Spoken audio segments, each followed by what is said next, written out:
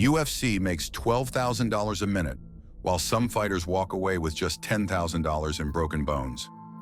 This isn't a sport, it's a billion-dollar blood business. UFC built its empire on pain, power, and pay-per-view. But beneath the lights and something darker pulses. Fighters locked into brutal contracts, legends walking away broke, brain damage traded for fame, and the biggest names, yes, even your favorites, silenced or sidelined when they spoke out. A machine where the fighters bleed and others cash in. From shady promoter deals to medical neglect. This isn't the UFC you see on camera. This is the part they never tell you about. Welcome to the fight behind the fight.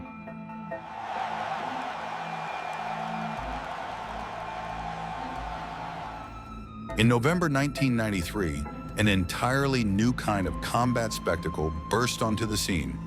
The Ultimate Fighting Championship's first event was a one-night tournament with almost no rules, no weight classes, no judges, and no time limits.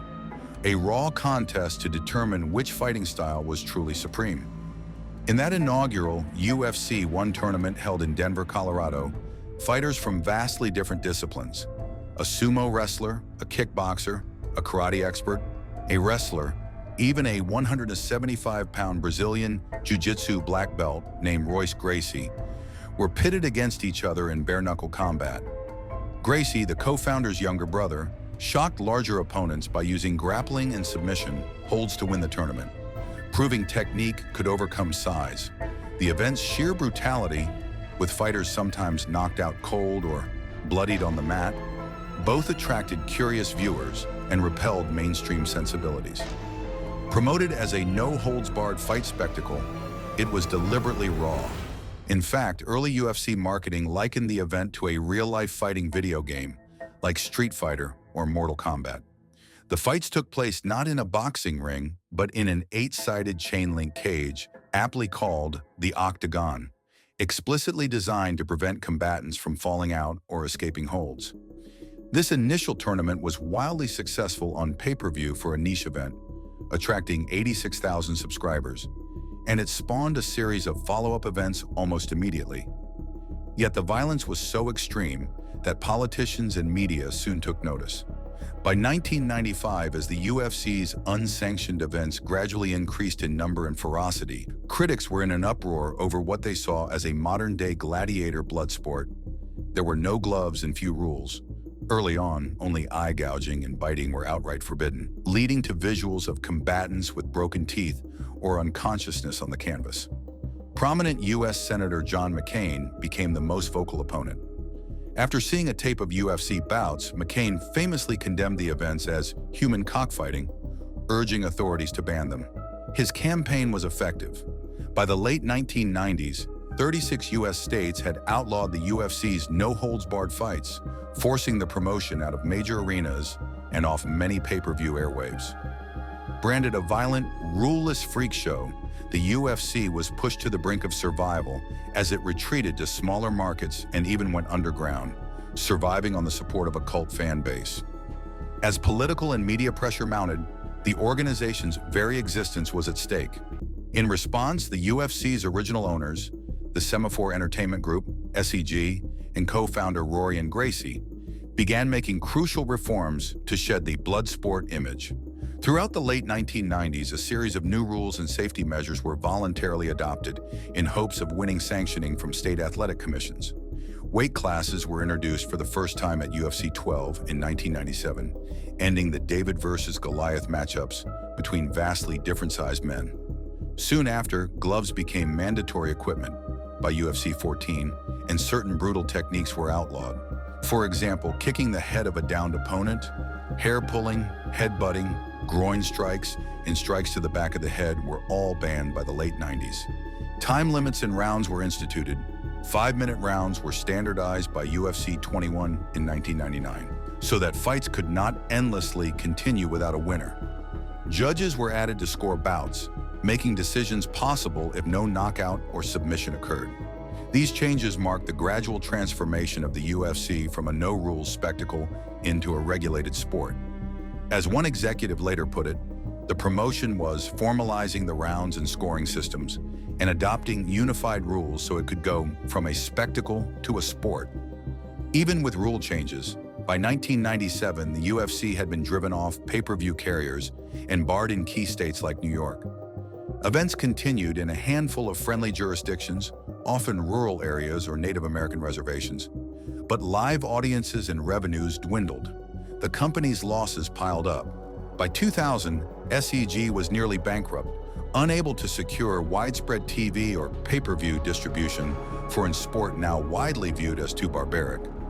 However, behind the scenes, the groundwork for a comeback was being laid. The California State Athletic Commission approved a set of codified MMA rules in 2000, the first state commission to do so, with New Jersey following soon after.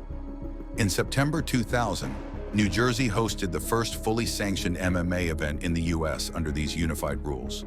Sensing an opportunity to relaunch on a legitimate athletic footing, the UFC held its first sanctioned event, UFC 28, under the New Jersey Commission in November 2000. It was a glimpse of a possible future, a regulated, licensed sport of mixed martial arts. Still, with SEG out of cash and the UFC brand tarnished, it wasn't clear the promotion would live to see that future. In late 2000, SEG ownership quietly looked for buyers, valuing the struggling UFC at only a couple of $1 million.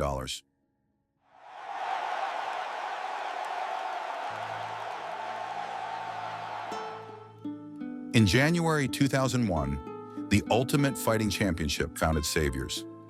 Las Vegas casino executives Frank Fertitta III and Lorenzo Fertitta, along with their friend and former boxing aerobics instructor turned fight manager, Dana White, purchased the near-defunct UFC for just $2 million. The Fertitta brothers formed a new parent company, Zuffa LLC, to take over operations, installing Dana White as president to run the organization day-to-day. Observers thought they were buying nothing but a tarnished name in an old octagonal cage. Indeed, Lorenzo Fertitta recalled lawyers telling him he was crazy for paying $2 million and asking, "What are you getting?" His reply was that the most valuable asset was those 3 letters, UFC, a brand with huge, albeit infamous, recognition. In essence, they bought an opportunity to rebuild the UFC from the ground up.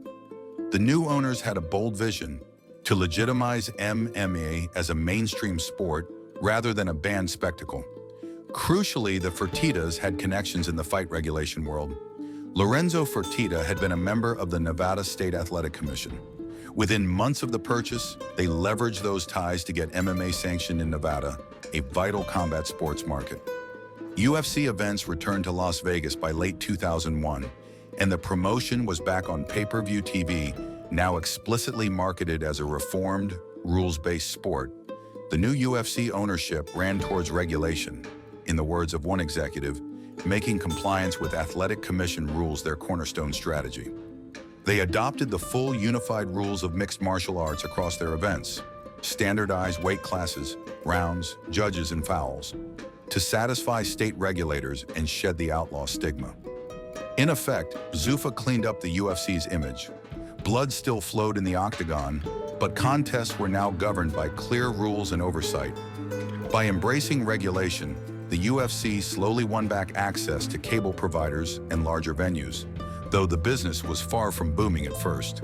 Throughout 2001 to 2004, the revitalized promotion struggled financially, operating at a loss while trying to grow a fan base. The new owners invested in production quality, fighter development, and marketing to reintroduce the sport to the public. They also courted sponsors, a rarity in the SEG era, and sought any TV exposure they could find. Early on, one notable ally was businessman Donald Trump, who offered his Trump Taj Mahal casino in Atlantic City for events when others wouldn't host them. Bit by bit, the UFC clawed its way back onto television. In June 2002, a UFC fight featuring rising star Chuck Liddell was televised on Fox Sports Net's Best Damn Sports Show period, marking the first time mixed martial arts aired on American cable TV. The audience was modest, but it was a start. A critical milestone in this period was UFC 40, Vendetta in November 2002, headlined by a grudge match between charismatic light heavyweight champion Tito Ortiz and legendary UFC veteran Ken Shamrock, UFC 40 became the promotion's biggest success to date under Zuffa. The event nearly sold out the 13,000-seat MGM Grand Arena in Las Vegas and drew 150,000 pay-per-view buys, roughly double any UFC show since the late 90s. For the first time in years, major media like ESPN and USA Today covered the UFC. The spectacle of Ortiz versus Shamrock captured fans' imagination and proved that, with proper promotion, there was mainstream appetite for MMA. Many later suggested that the anticipation for that fight saved the UFC from bankruptcy. As the company was reportedly bleeding money, Zuffa had accumulated over $30 million in losses by 2004. And UFC 40 provided a much-needed momentum boost. Veteran referee Big John McCarthy, who had been with the UFC since the early days, said UFC 40 was the turning point where he finally believed it's going to make it, that the sport would survive in America. Despite these glimmers of hope, by 2004, the Fertitta brothers had poured millions into the UFC with little profit to show. The promotion was still not a household name, and pay-per-view buys hovered in the tens of thousands, except for the occasional breakthrough event. It was clear that a more dramatic strategy was needed to pull MMA fully into the mainstream.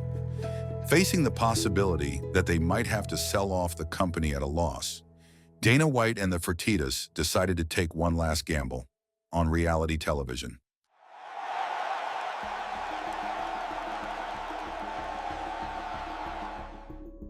In early 2005, the UFC launched an experiment that would change its fortunes forever, a reality TV series called The Ultimate Fighter, TUF. The concept was simple yet groundbreaking. Put aspiring MMA fighters in a house, have them compete in a tournament for a UFC contract, and film it all for weekly television.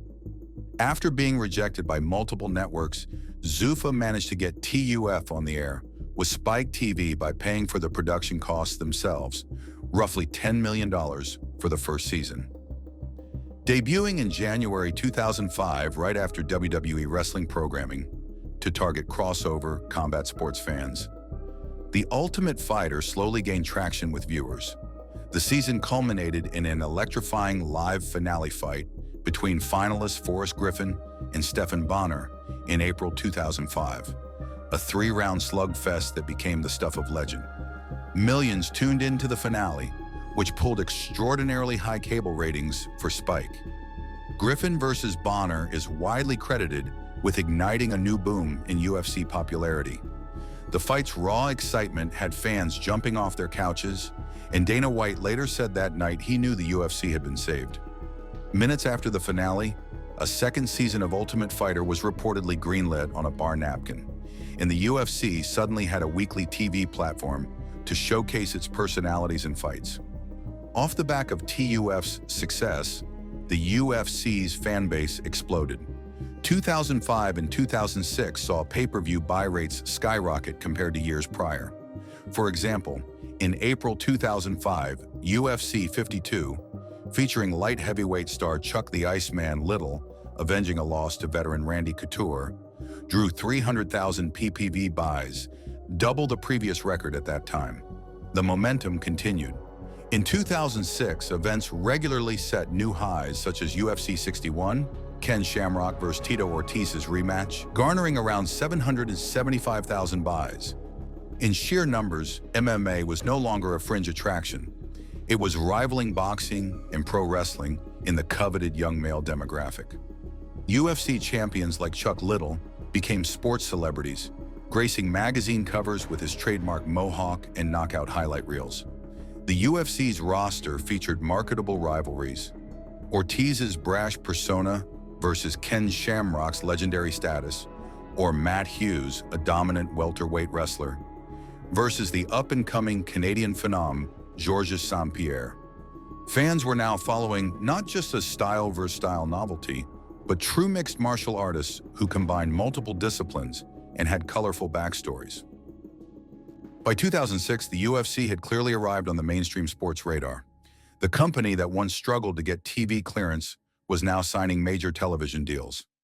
After building a following on Spike TV, Zuffa secured a landmark broadcast agreement with Fox in 2011 a 7-year deal reportedly worth $700 million.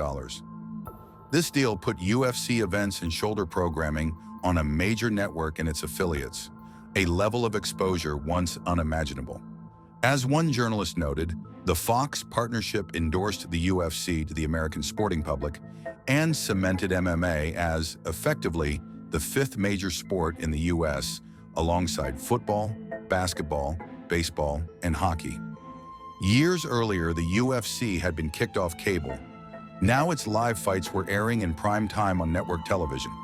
The UFC had successfully rebranded from outlaw cage fighting into a polished sports entertainment product. Having conquered the U.S. market, the UFC aggressively expanded internationally in the late 2000s and early 2010s. The promotion began hosting events across the globe, tapping into new hotbeds of MMA fandom. Canada quickly became a second home for the UFC, fueled largely by the success of Georges St-Pierre, GSP, a French-Canadian who became a dominant welterweight champion and national hero. Canadian fans turned out in droves.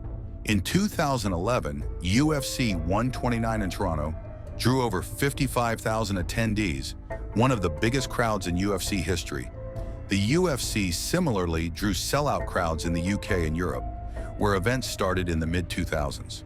The organization also purchased and absorbed the assets of Japan's leading MMA promotion, Pride Fighting Championships, in 2007, bringing legendary international fighters like Antonio Rodrigo Nogueira and Wanderlei Silva into the UFC fold.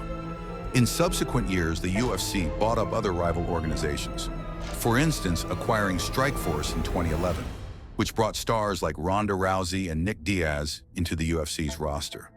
This consolidation made the UFC the clear world leader in high-level MMA talent. The UFC also continued to expand its weight classes and divisions to feature more athletes. After initially focusing on heavier men, the promotion added the lighter weight classes from the absorbed WEC promotion, introducing featherweight and bantamweight divisions in 2011, and later a flyweight division by 2012. Most significantly, after years of Dana White insisting women will never fight in the UFC, the company reversed course and opened a women's division in 2013, driven by the meteoric rise of Ronda Rousey. Rousey, a former Olympic judo bronze medalist, had become a superstar in Strikeforce with her armbar submission wins and crossover appeal. In late 2012, the UFC signed Rousey as its first female fighter and crowned her the inaugural women's bantamweight champion. On February 23, 2013, Rousey defended that title in the UFC's first ever women's fight, submitting Liz Carmouche in the main event of UFC 157. She would go on to defend the belt 6 times in dominant fashion, becoming one of the UFC's biggest attractions. Fans were drawn not only by her ferocious fighting style, but her charisma. Rousey quickly landed on talk shows, magazine covers, and even movie roles, signaling MMA's growing acceptance in mainstream culture. By embracing women's MMA, the UFC tapped into a new audience. Remarkably, female fights often proved just as popular as the men's, and Rousey's name became synonymous with the sport's broadening appeal. Technologically and commercially, this era saw the UFC grow into a modern sports entertainment juggernaut. The promotion pioneered the use of social media and online content to engage fans worldwide. Dana White himself became one of the first major sports executives active on Twitter, and the UFC encouraged fighters to build their brands on Facebook, Twitter, and Instagram. This digital strategy paid off as stars like Rousey and new Irish sensation Conor McGregor amassed millions of followers, turning themselves into household names beyond the octagon.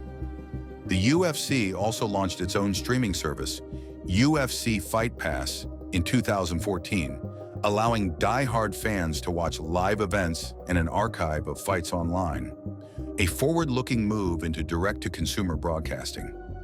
In a bid to further professionalize its image, the UFC signed an exclusive uniform and apparel deal with Reebok in 2014. For the first time, fighters were required to wear standardized fight kits inside the cage. This controversial move, which eliminated athletes' ability to wear independent sponsor logos during fights, nonetheless gave the UFC a more uniform, league-like look. Executives argued it put the UFC on par with other major sports leagues where Nike or Adidas outfit all players. The Reebok deal, reportedly worth $70 million over several years, was another signal of how far the UFC had come, from unregulated backroom fights to attracting blue-chip corporate sponsors. By the mid-2010s, the UFC brand was valued in the billions. Events were held in dozens of countries, and the sport of MMA had permeated popular culture. UFC champions started appearing in Hollywood films, action figures, and video games. The once taboo cage fighting was now a staple on cable TV and sports bars, and a viable career path for martial artists worldwide.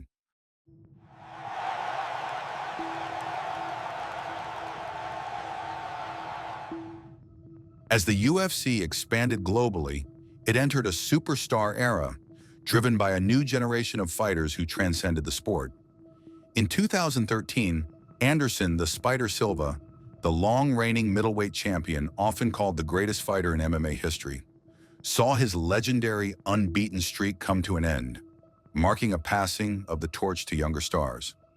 Silva had held the UFC title from 2006 to 2013, a record 2,457 days, and achieved 16 straight victories, the longest winning streak in UFC history. His matrix-like striking and highlight reel knockouts had defined the UFC's middleweight division.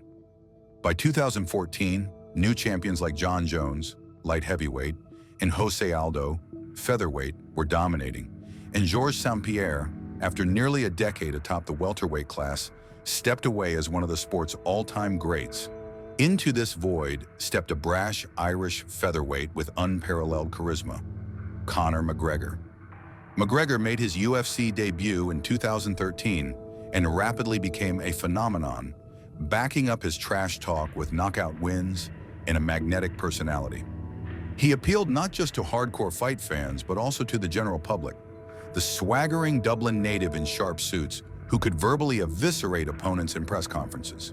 In 2015, McGregor knocked out Jose Aldo in 13 seconds to claim the UFC featherweight title, propelling him to global superstardom. He then set his sights on a second championship.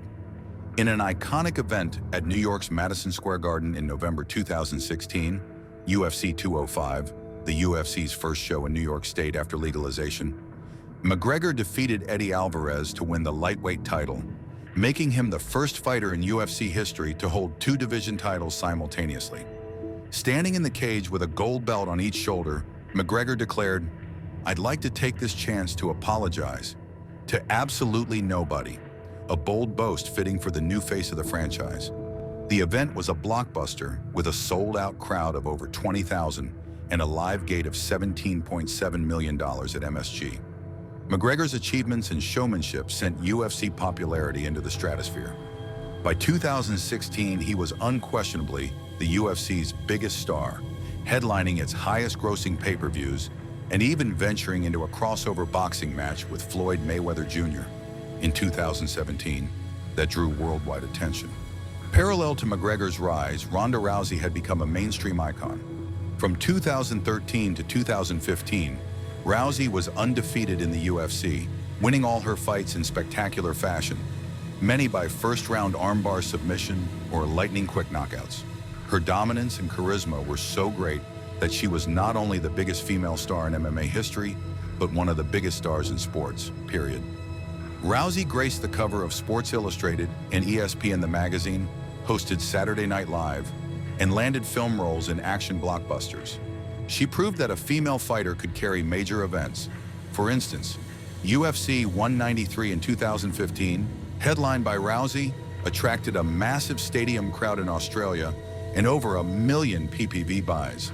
Though Rousey's reign ended in a stunning upset loss in late 2015, by then she had already inspired a generation of women to take up MMA and force the sports world to acknowledge female fighters' equal billing.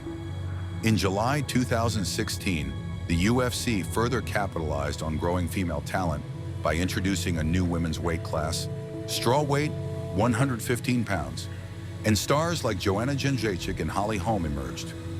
By the mid-2000s teens, the UFC's pay-per-view business was booming thanks to these superstar fighters.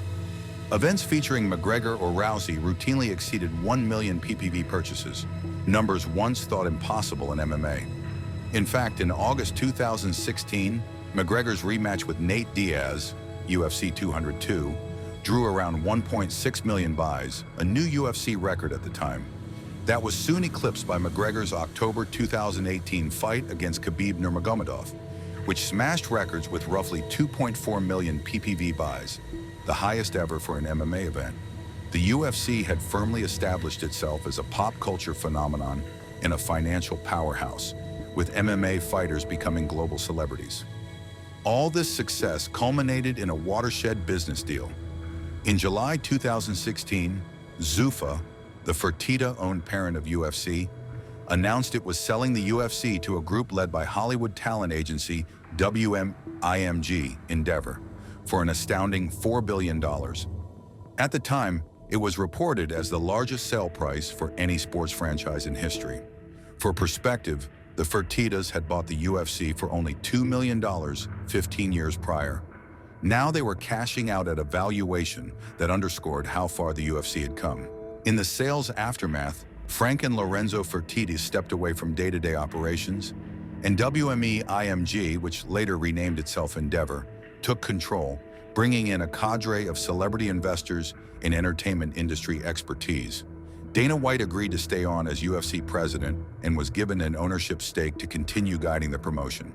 The Fertitta era had officially ended, but their incredible turnaround of the UFC, from nearly bankrupt to a multi-billion-dollar global juggernaut, was complete.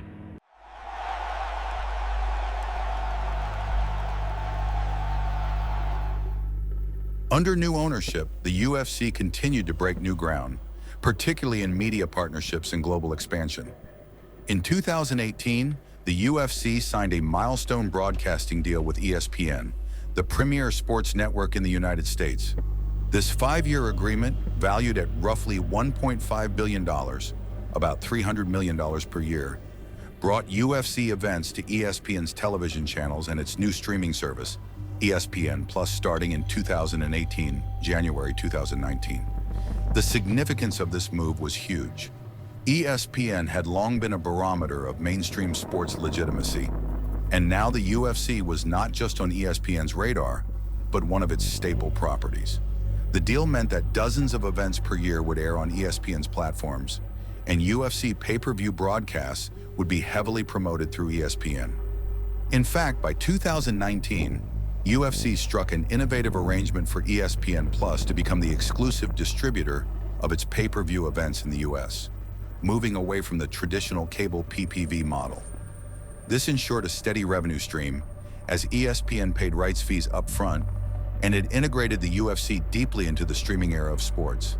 Fans now had to purchase UFC PPVs via the ESPN Plus app, a sign of the digital shift in content consumption that the UFC readily embraced. Meanwhile, the UFC pushed further into international markets. It hosted landmark events in new regions, from a groundbreaking show in mainland China in 2017 to sold-out cards in places like Sweden, Poland, and the Philippines in the years prior.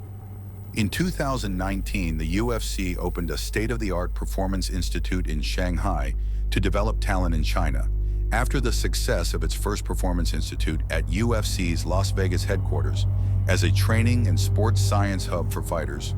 The Middle East also became a key locale. In partnership with Abu Dhabi's government, the UFC brought major events to the UAE and even held a series of shows on Yas Island, dubbed Fight Island, in 2020 during the COVID-19 pandemic to circumvent travel restrictions for international fighters. This period showcased the UFC's resilience and global clout.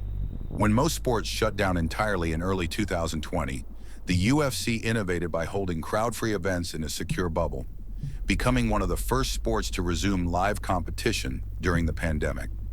It reinforced UFC's image as a company willing to take bold steps, and sometimes court controversy, to keep the show going.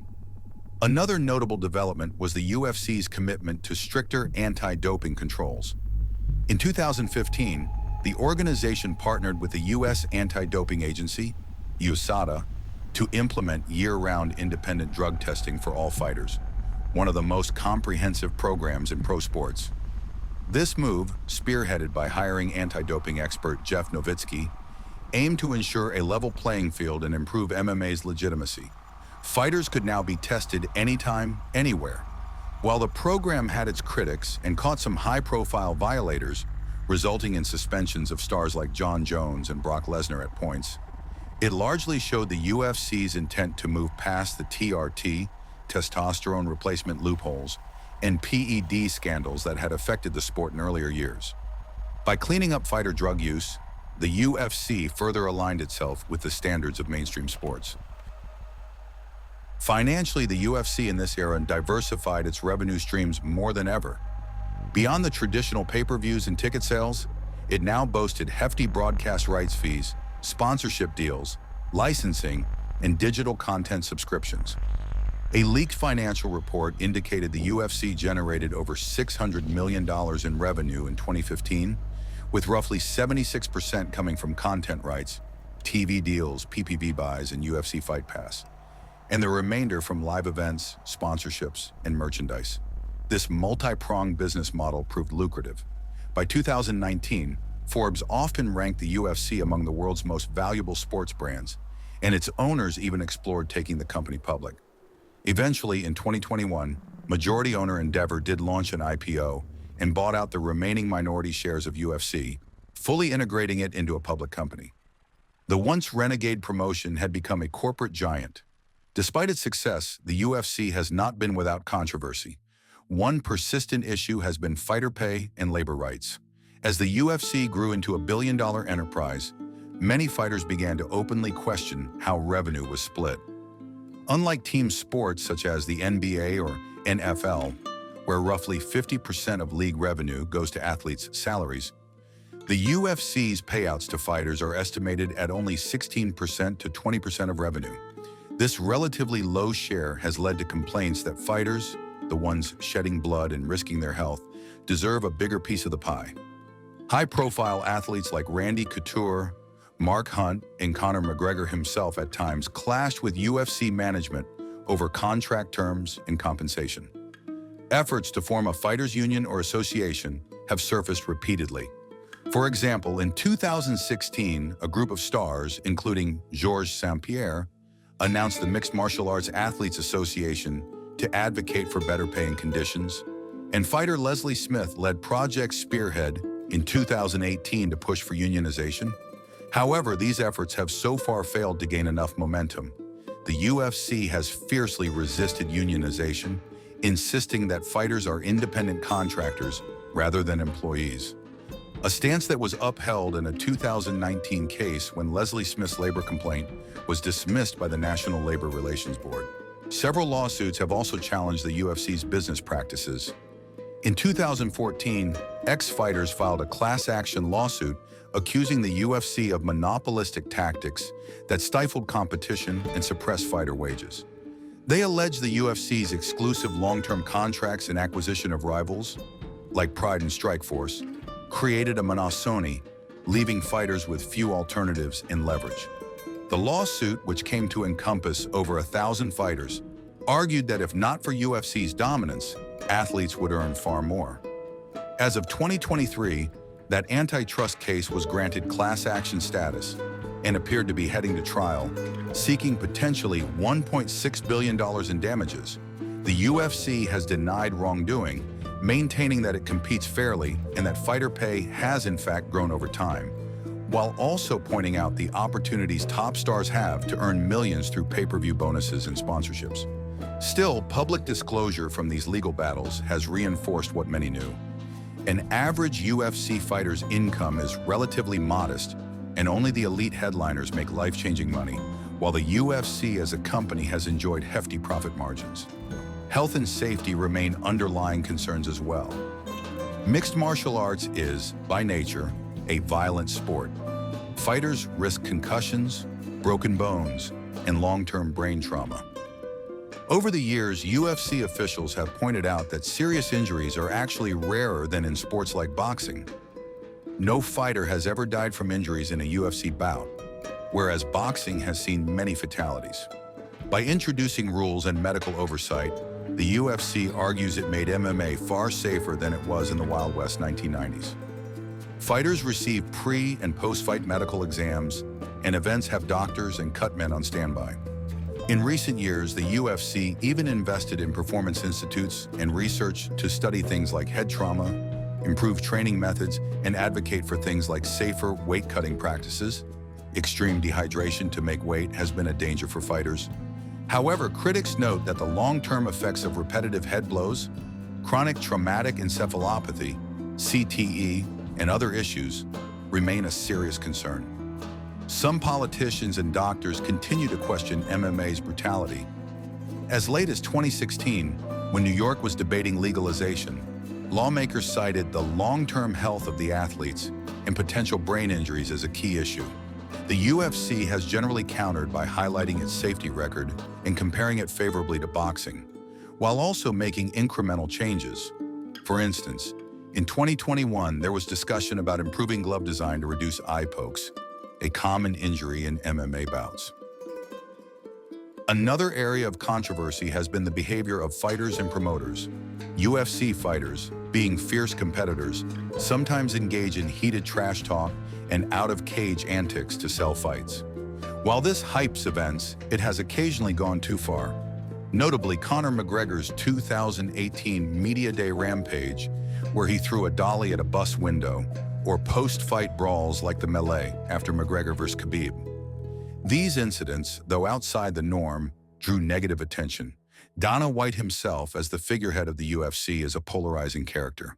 He's been praised for his role in building the sport, but also criticized for public feuds with fighters, profanity-laced tirades, and a general "my way or the highway" management style.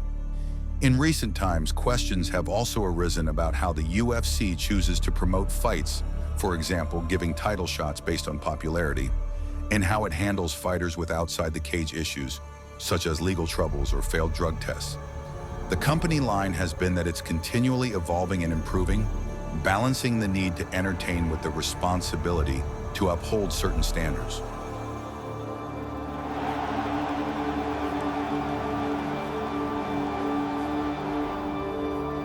The UFC's journey from outlaw blood sport to regulated global phenomenon has had a profound impact on sports and popular culture. In the early 1990s, few could have imagined that mixed martial arts would become one of the world's fastest-growing sports.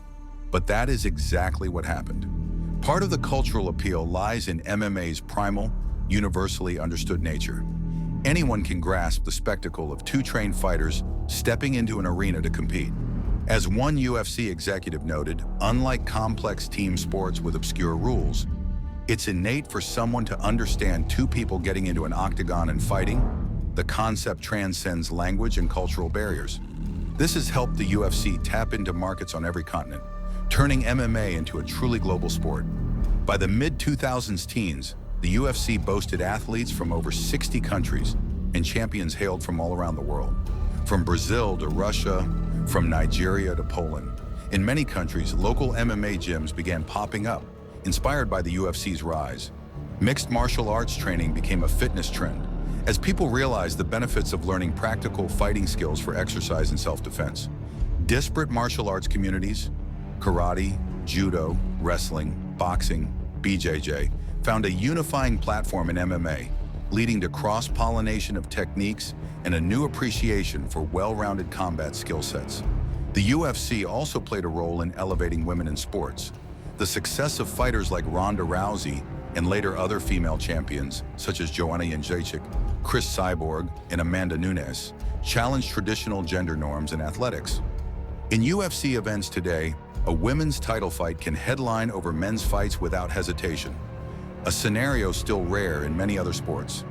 This has contributed to a broader cultural acceptance of women in combat sports and provided strong female role models kicking down barriers in a male-dominated arena. The UFC even helped incubate all-women organizations like Invicta FC, which UFC Fight Pass broadcasts, to develop female talent. Furthermore, the UFC's growth forced other combat sports and entertainment to adapt. Boxing promoters took note of UFC's branding and promotion tactics. For instance, stacking fight cards with multiple big matches instead of one headliner, something boxing historically didn't do. The pro wrestling world also saw a crossover appeal. Brock Lesnar famously left WWE to win a UFC heavyweight championship in 2008, and later, retired UFC stars like Rousey transitioned to professional wrestling careers in WWE. The once clear lines between combat sports blurred. The UFC itself co-promoted the colossal 2017 McGregor vs. Mayweather boxing match, showing how MMA fighters could command equal footing with boxing's biggest names. In terms of media, the UFC's reality shows, The Ultimate Fighter and spin-offs, and content style influenced how sports leagues reach younger audiences, emphasizing social media engagement and behind-the-scenes access. The UFC was arguably ahead of the curve in embracing internet streaming and fan interaction online, a necessity during its dark days that turned into a strength as it grew. By the 2000s, the once derogatory term cage fighting had been largely replaced by the respectability of mixed martial arts. The UFC's fights are analyzed on ESPN SportsCenter.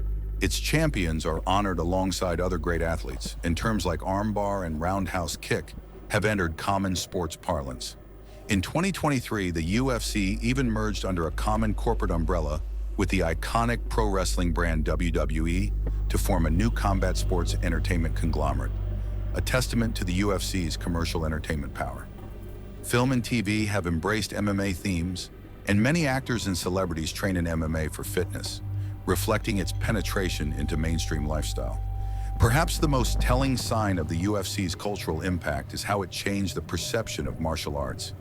Traditional martial arts were often seen through the lens of scripted action movies or amateur point sparring contests. The UFC introduced the world to the reality of full-contact martial arts competition, forcing disciplines to evolve. Brazilian Jiu-Jitsu, which Royce Gracie used to dominate early UFCs, exploded in popularity worldwide as people saw its effectiveness.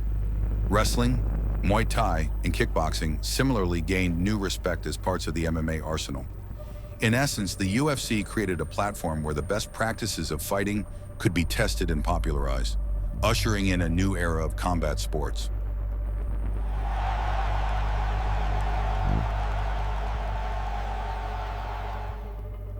The story of the UFC is a dramatic narrative of transformation. In just over 30 years, it went from being a tiny promotion, staging no-holds-barred human cockfighting contests in obscurity, to a global sports empire worth billions and a fixture of mainstream entertainment. Its journey was fueled by visionary leadership, a willingness to adapt and embrace regulation, savvy marketing, and the raw appeal of the product itself, the thrill of combat distilled to its essence. Along the way, the UFC and its fighters overcame political backlash, navigated near bankruptcy, and fought for legitimacy one state at a time. The turning points were many: the adoption of rules and weight classes that turned spectacle into sport, the pivotal purchase by Dana White and the Fertitta brothers that infused direction and capital, the Ortiz-Shamrock grudge match and reality TV boom that opened new eyes to MMA, the emergence of crossover stars like Liddell, St. Pierre, Silva, Rousey, and McGregor, who each elevated the UFC to new heights, and the record-breaking sale that proved the promotion had become a juggernaut of modern sports business. Today, the letters UFC stand as a synonym for mixed martial arts itself, a brand as recognizable as the NFL or NBA in many parts of the world. It commands lucrative broadcast deals, packs arenas from Las Vegas to London to Rio, and consistently produces highlight moments that ripple across social media and sports pages. Yet it stays true to its core: two fighters locked in competition, testing their skills and will. The UFC's evolution showed that what was once seen as too brutal could, with the right approach, gain acceptance and even adulation. It also demonstrated the timeless draw of combat sports. As one fighter quipped, "If you have a field with various sports being played, but a fight breaks out in the corner, everyone will watch the fight." The UFC tapped into that instinct and, through savvy promotion, turned it into an organized spectacle for the world to enjoy. From its scrappy beginnings in 1993 to its status now as a billion-dollar enterprise, the UFC's rise is one of sports history's great underdog success stories. It transformed a marginalized blood sport into a regulated, glitzy, and highly profitable global competition. In doing so, it not only created a new sports genre, but also redefined martial arts for the 21st century. The octagon proved big enough to change the world of fighting forever, and the fight to grow and innovate continues as the UFC looks toward new frontiers with the same combat ethos that started it all. The empire that once struggled for survival has undeniably earned its title as the world's premier MMA organization, having fought, quite literally, every step of the way to get there. If this shocked you, good, because behind every punch is a paycheck someone else is cashing in on. If you want more stories that expose the truth behind the world's biggest games, like, share, and hit subscribe. This was just round one.